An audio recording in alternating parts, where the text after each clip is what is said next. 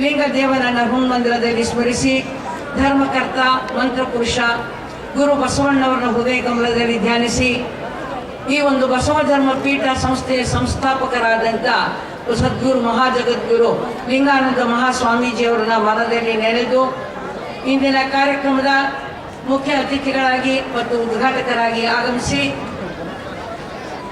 ಉದ್ಘಾಟನೆಯನ್ನ ಮಾಡಿ ಗುರು ಬಸವಣ್ಣವರ 108 ಅಡಿ ಪುತ್ಥಳಿಯನ್ನ ಲೋಕಾರ್ಪಣೆ ಮಾಡಿರುವಂತಹ ಚಂದ್ರಾದ BS ಯಡಿಯೂರಪ್ಪನವರೇ,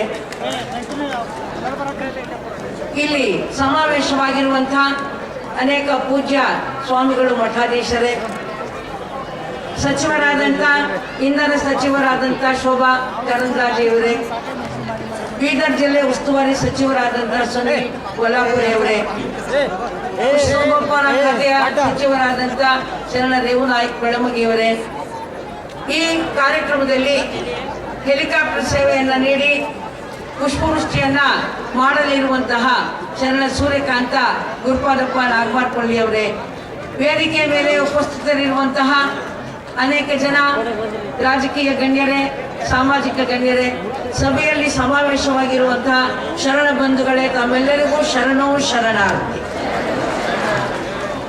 ಇಂದು ಒಂದು ಐತಿಹಾಸಿಕವಾದಂತಹ ಘಟನೆ ನಡೀತಾ ಇದೆ.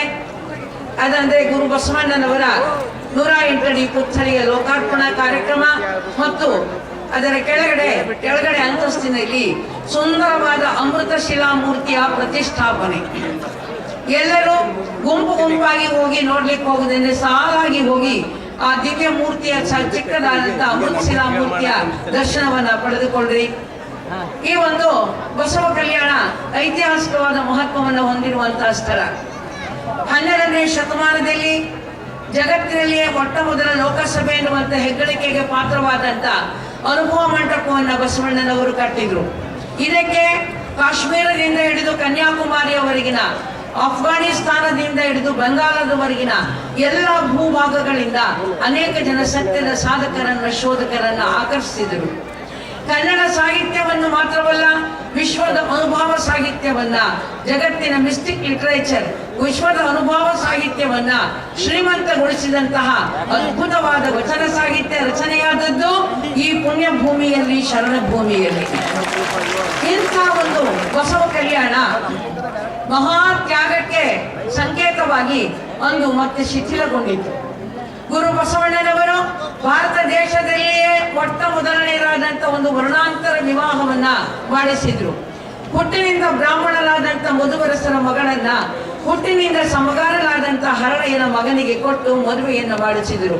ಭಾರತ ದೇಶದಲ್ಲಿ ನಡೆದ ಮೊಟ್ಟ ಮೊದಲನೆಯ ವರ್ಣಾಂತರ ವಿವಾಹ, ಅದು ಪ್ರತಿಲೋಮ ವಿವಾಹ. ಇದು ಒಂದು ಐತಿಹಾಸಿಕವಾದಂಥ ಘಟನೆ. ನಾವು ಅದರ ಬಗ್ಗೆ ಹೆಮ್ಮೆ ಪಡ್ತೀವಿ.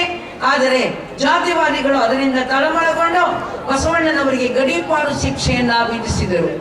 ಗಡೀಪಾರು ಶಿಕ್ಷೆಯನ್ನ ಶಾಂತವಾಗಿ ಬಸವಣ್ಣವರು ಸ್ವೀಕಾರ ಮಾಡಿದ್ರು. ಮಡಿವಾಳ ಮಾಚಿದೇವರು ಮುಂತಾದವರು ಹೇಳಿದ್ರು, ನೀವು ಒಪ್ಕೋಬೇಡಿ, ನಮ್ಮ ಕೈಗಳು ಕೇವಲ ಒಂದು ಪೂಜೆ ಮಾಡುವ ಕೈಗಳಷ್ಟೇ ಅಲ್ಲ, ಖಡ್ಗವನ್ನ ಹಿಡಿದಂತ ವೀರ ಕಂಕಣದ ಕೈ ಇದು ಅಂತ ಮಡಿವಾಳ ಮಾಚಿದೇವರು ಹೇಳಿದ್ರು. ಆದ್ರೆ ಬಸವಣ್ಣನವರು ಹೇಳಿದ್ರು, ರಕ್ತಾಕ್ಷರಗಳಲ್ಲಿ ನನ್ನ ಹೆಸರನ್ನ ಬರೆಯಲಿಕ್ಕೆ ನನಗೆ ಇತಿಹಾಸದಲ್ಲಿ ಇಷ್ಟ ಇಲ್ಲ, ಆದ್ದರಿಂದ ನಾನು ಶಾಂತಿವಾಗಿ ಅಂತ ತಿಳಿದುಕೊಂಡು ಬಸವಣ್ಣನವರು ಗಡೀಪಾರು ಶಿಕ್ಷೆಯನ್ನು ಸ್ವೀಕಾರ ಮಾಡಿ ಕಲ್ಯಾಣವನ್ನ ಬಿಟ್ಟರು. ಹೋಗುವ ಮುಂದೆ ಶರಣರೆಲ್ಲ ತುಂಬಾ ದುಃಖಿತರಾದರು. ಬಹಳ ದುಃಖಿತರಾಗಿ ಬಸವಣ್ಣವ್ರನ್ನ ಕಳ್ಕೊಳ್ಳಲಿಕ್ಕೆ ಅವರೆಲ್ಲರೂ ಕಳವಳ ಪಡ್ತಾ ಇರುವಂತಹ ಒಂದು ಸನ್ನಿವೇಶದಲ್ಲಿ ಶರಣರು ಕಾಲಜ್ಞಾನವನ್ನು ನುಡಿದಿದ್ದಾರೆ. ಪುನಃ ನಾವು 770 ವರ್ಷಕ್ಕೆ ಪುನಃ ನಾವು ಬರ್ತೇವೆ ಅಂತ ಹೇಳಿ ಒಂದು ವಾಣಿಯನ್ನ ನುಡಿದು ಹೋಗಿದ್ದಾರೆ. 770 ವರ್ಷಗಳ ನಂತರ ಅವರು ಶರೀರಧಾರಿಗಳಾಗಿ ಬರೋದಿಲ್ಲ, ಯಾಕೆಂದ್ರೆ ಅವರೆಲ್ಲ ಜೀವನ್ಮುಕ್ತರು, ಪರಮಾತ್ಮನಲ್ಲಿ ಉರಿಯುಂಡ ಕರ್ಪೂರದಂತೆ ಒಂದಾದವರು. ಹಾಗಾದ್ರೆ ಹೇಗೆ ಬರ್ತಾರೆ? ಸಾಹಿತ್ಯ ರೂಪದಲ್ಲಿ ಬರ್ತಾರೆ. ಈಗ ದಿವ್ಯ ಮೂರ್ತಿಯ ರೂಪದಲ್ಲಿ ಪುನಃ ಬಸವಣ್ಣನವರು ಕಲ್ಯಾಣವನ್ನು ಪ್ರವೇಶ ಮಾಡಿದ್ದಾರೆ. ಗುರು ಬಸವಣ್ಣನವರ ಜೀವನ, ಸಾಧನೆ, ಸಂದೇಶ ಮಹತ್ತರವಾದಂಥವು. ಜನ ಬದುಕಲಿ ಅಂತ ಅವರು ಕೊಟ್ಟಂತಹ ಈ ಸಂದೇಶಗಳಿಗಾಗಿ ಅವರಿಗೆ ಒಂದು ವಿನೂತನವಾದಂತ ಸ್ಮಾರಕವನ್ನು ರಚಿಸಬೇಕು ಅನ್ನುವಂತಹದ್ದು ನನ್ನ ಒಂದು ಹಂಬಲವಾಗಿತ್ತು. ಇಂಥ ಹಂಬಲಕ್ಕೆ ಶರಣ ಭೂಮಿ ಧರ್ಮಕ್ಷೇತ್ರ ಈ ಬಸವ ಕಲ್ಯಾಣವನ್ನೇ ನಾವು ಆಯ್ಕೆ ಮಾಡಿಕೊಂಡ್ವಿ 2000. ಯಾಕಂದ್ರೆ ನಾವು ಒಂದು ಸಂತೋಷ ಪಡಬೇಕು, ಯಡಿಯೂರಪ್ಪನವರು ಮುಖ್ಯಮಂತ್ರಿಗಳಾಗಿದ್ದಂತ ಕಾಲದಲ್ಲಿ ಬಹಳಷ್ಟು ಶರಣರ ಸ್ಥಾನಗಳು ಅಭಿವೃದ್ಧಿ ಹೊಂದಲಿಕ್ಕೆ ಅವಕಾಶ ಆಯಿತು. ಇದರಲ್ಲಿ ಏನು ಸಂದೇಹವೇ ಇಲ್ಲ. ಏಕೆಂದ್ರೆ ನಾವು ನೋಡ್ತಿದ್ದೀವಿ JH ಪಟೇಲ್ರ ಕಾಲದಲ್ಲಿ ಕೂಡಲ ಸಂಗಮ ನಾವು ಆಗಲೇ ಹೋಗಿ ಟ್ರಸ್ಟ್ ಮಾಡಿ ಕೆಲಸವನ್ನು ಪ್ರಾರಂಭ ಮಾಡಿದ್ವಿ. ಸ್ವಲ್ಪ ಅವಾಗ ಚಳವಳಿ ಮಾಡ್ಬೇಕಾಯ್ತು. ನಾವು ಕೂಡಲ ಸಂಗಮವನ್ನು ಯಾಕೆ ಅಭಿವೃದ್ಧಿ ಪಡಿಸ್ತಾ ಇಲ್ಲ?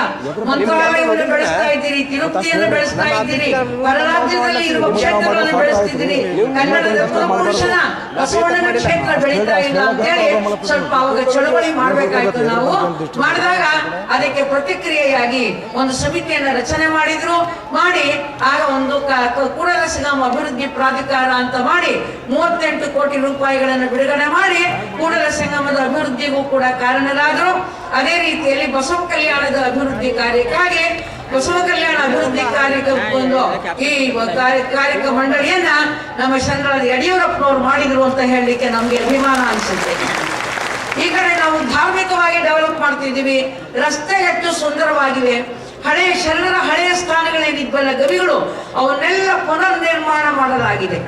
ಅದೇ ರೀತಿ ಉಳುವಿಯಲ್ಲಿ ಕೂಡ ಒಂದು ಬೆಳವಣಿಗೆಯನ್ನ ಮಾಡಲಿಕ್ಕಾಗಿ ಸಹಾಯವನ್ನ ಮಾಡಿದ್ದಾರೆ.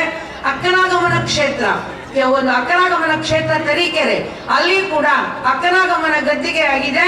ಅಕ್ಕನಾಗಮ ಲಿಂಗೈಕ್ಯರಾದ ಸ್ಥಳ, ಅದನ್ನು ಪುನರುತ್ಥಾನ ಮಾಡಲಿಕ್ಕೆ ತಮ್ಮ ಕಾಲದಲ್ಲಿ ಒಂದು ಹಣವನ್ನು 1 ಕೋಟಿ ರೂಪಾಯಿ ಹಣವನ್ನು ಬಿಡುಗಡೆ ಮಾಡಿ ಅಲ್ಲಿ ಬಹಳ ಚೆನ್ನಾಗಿ ಕೆಲಸ ಆಗಿದೆ.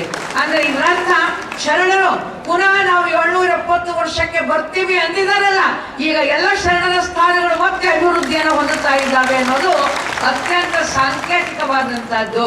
ಅದಕ್ಕಾಗಿ ಶರಣ ಬಂಧುಗಳೇ, ಈ ಕೂಡಲ ಸಂಗಮ ಕ್ಷೇತ್ರದಲ್ಲಿ ಹೇಗೆ ನಾವು ಬಸವ ಧರ್ಮ ಪೀಠವನ್ನು ಮಾಡಿ ಒಂದು ಬೃಹತ್ ಕಾರ್ಯವನ್ನು ಹಮ್ಮಿಕೊಂಡಿದ್ದೇವೋ, ಅದೇ ರೀತಿ ಬಸವ ಕಲ್ಯಾಣದಲ್ಲಿಯೂ ಕೂಡ ಇನ್ನು ಬೃಹತ್ ಕಾರ್ಯವನ್ನು ಹಮ್ಮಿಕೊಂಡಿದ್ದೇವೆ.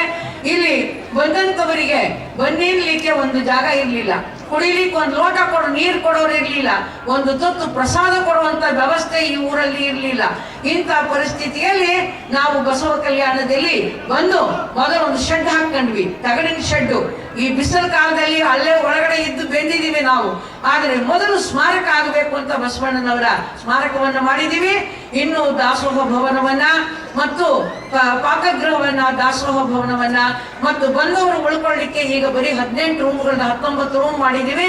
ಇನ್ನೂ ಒಂದು ಲಾಡ್ಜಿಂಗ್ ಅನ್ನ ಮಾಡಬೇಕು. ಬಹಳ ಜನ ಪ್ರವಾಸಿಗರು ಬರ್ತಾ ಇದ್ದಾರೆ. ಈಗ ಬರೀ ಇವತ್ತಿನ ದಿನ KR ನಗರದಿಂದಲೇ ಸುಮಾರು 20 ಬಸ್ಸುಗಳು ಬಂದಿದ್ದಾವೆ ಅಂತ ಕೇಳಿದ್ದೇನೆ ನಾನು. 40 ಬಸ್ಸುಗಳು KR ನಗರದಿಂದ, ಮೈಸೂರು ಜಿಲ್ಲೆ, ಚಾಮರಾಜನಗರ ಜಿಲ್ಲೆ KR ನಗರದಿಂದ ಬಂದಿದ್ದಾವೆ ಅಂತೇಳಿ.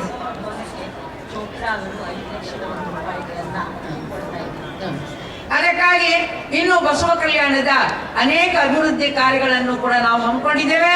ಆದ್ದರಿಂದ ತಾವೆಲ್ಲರೂ ಕೂಡ ತನುವನ ಜನದಿಂದ ಹಣೆಯನ್ನು ಎರೆದು, ನಾನು ಈಗಾಗಲೇ ಹೇಳಿದಾಗೆ ತಾವೆಲ್ಲರೂ ಕೂಡ ಈ ಕ್ಷೇತ್ರ ಅಭಿವೃದ್ಧಿಗೆ ಸಹಾಯವನ್ನ ಮಾಡ್ತೀರಾ ಅಂತ ತಿಳಿದುಕೊಂಡು ಹಾರೈಸಿ, ಈಗ ಇಂದಿನ ಕಾರ್ಯಕ್ರಮವನ್ನು ಉದ್ಘಾಟನೆ ಮಾಡಿ ಗುರು ಬಸವಣ್ಣನವರ ಮೂರ್ತಿಯನ್ನು ಲೋಕಾರ್ಪಣೆ ಮಾಡಿರುವಂತಹ ಯಡಿಯೂರಪ್ಪನವರು ಈಗ ಒಂದೆರಡು ಮಾತುಗಳನ್ನ ನಿಮ್ಮ ಮುಂದೆ ಹೇಳ್ತಾ ಇದ್ದಾರೆ.